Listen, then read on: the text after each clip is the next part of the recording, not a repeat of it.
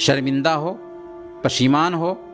اور آئندہ ایسا نہ کرنے کا پختہ عزم کرے۔ پھر اس کو چاہیے کہ بلوغت کے بعد سے جتنے سال کے روزے اس کے چھوٹے ہیں ان سارے روزوں کی وہ قضا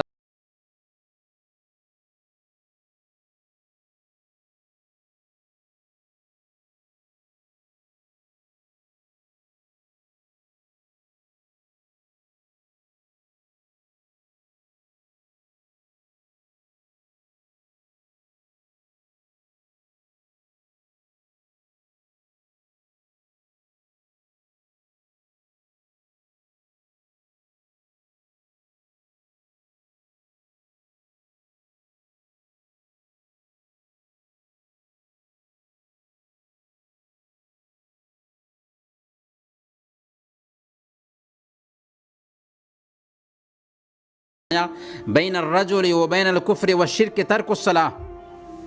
کہ ایک آدمی اور کفر و شرک کے بیچ فرق کرنے والی چیز نماز ہے۔ اس لیے اس کے لیے صرف اگر وہ سچی توبہ کرتا ہے تو توبہ کر لینا کافی ہے۔ اگر اس نے سچی توبہ کی، اور سچی توبہ کی پہچان یہ ہے کہ سب سے پہلے نمبر پر اپنے عمل پر اسے شرمندگی ہو اور نمازوں کی پابندی شروع کر دے، اور آئندہ نمازوں کی پابندی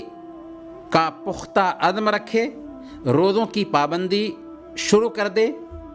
اور روزے نہ رکھنے کی وجہ سے اس پر وہ شرمندہ ہو، تو اگر اللہ نے چاہا تو اس کے گناہوں کو معاف کر دے گا۔ کیونکہ اللہ کے نبی صلی اللہ علیہ وسلم فرماتے ہیں التوبۃ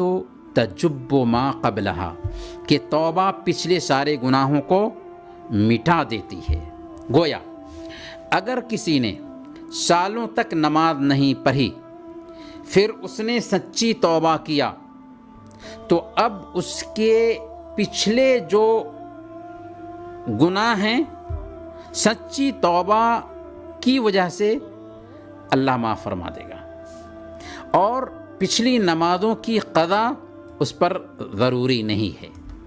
ہاں، اس کو چاہیے کہ وہ ہمیشہ توبہ کرتا رہے اور زیادہ سے زیادہ